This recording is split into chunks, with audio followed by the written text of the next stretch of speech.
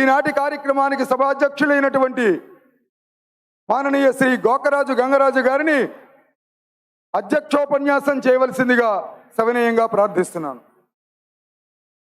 జై శ్రీరామ్,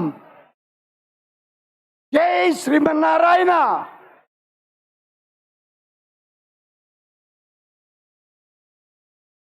వేదికను గ్రహించిన స్వామీజీలందరికీ పాదాభివందనలు చేస్తూ, హిందూ ధర్మానికి మూల స్తంభాలుగా దేవాలయాల స్వయం ప్రతిపత్తి కోసం విశ్వ హిందూ పరిషత్ ఇచ్చిన పిలుపునకు అందుకుని లక్షలాదిగా విచ్చేసిన హిందూ బంధువులందరికీ స్వాగతం. దేశం స్వతంత్రం పొంది 77 సంవత్సరాలైనా హిందూ దేవాలయాలకు స్వతంత్రత ఇవ్వమని ఉద్యమించడం రావడం కోసం ఎంతో బాధకరం.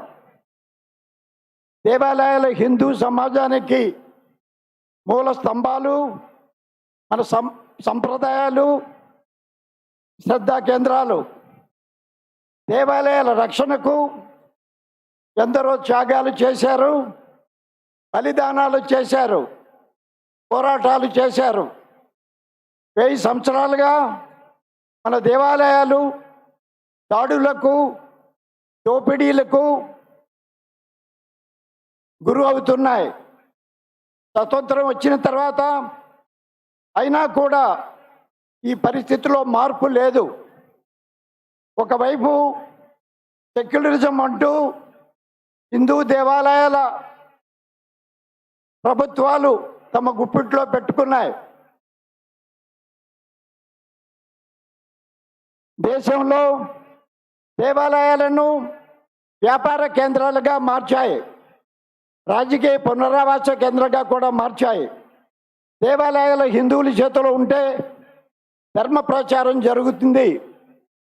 ఇటీవల ఆంధ్రప్రదేశ్లోనే కాకుండా దేశవ్యాప్తంగా హిందూ దేవాలయాలపై దాడులు, విగ్రహాల ధ్వంసం జరుగుతున్న సంగతి మనందరికీ తెలిసినదే. దేవాలయాల నిర్వహణ హిందువుల చేతిలోనే జరగాలి.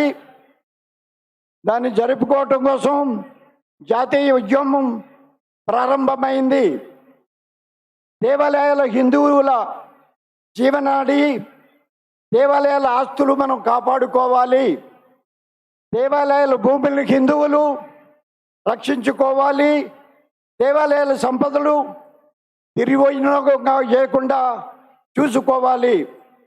దేవాలయాల్లో అన్యమతస్తులు, నాస్తికులు ఉద్యోగాలుగా చేరటం, వారిని ట్రస్ట్ బోర్డు మెంబర్లుగా చేయటం ఎట్టి పరిస్థితుల్లో జరగనివ్వకూడదు.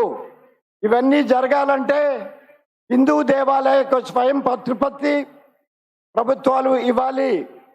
దీనికి హిందూ సమాజం కూడా మనంతో అంతా సమాయత్నం కావాలి.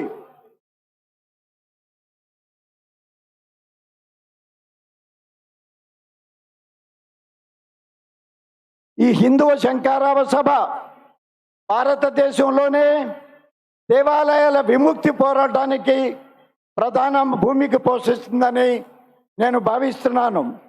ఈ జాతీయ ఉద్యమంలో భాగంగా మొదట ఆంధ్రప్రదేశ్లో ఈ హైందవ శంకరావం సభ జరగటం, దానిలో మనమంతా పాల్గొనటం నాకు చాలా ఆనందంగా ఉంది.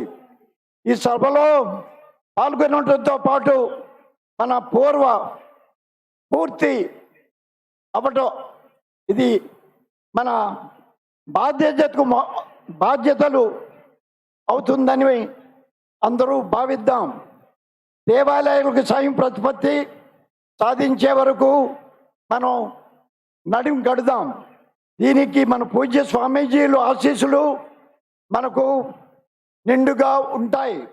ఈ దైవ కార్యక్రమాన్ని భగవంతుడు మనం వెన్నంటే ఉండి మనల్ని ముందుకు నడిపిస్తాడని భావిస్తున్నాం. సభలో పాల్గొన్న అందరికీ ధన్యవాదాలు. జై శ్రీరామ్.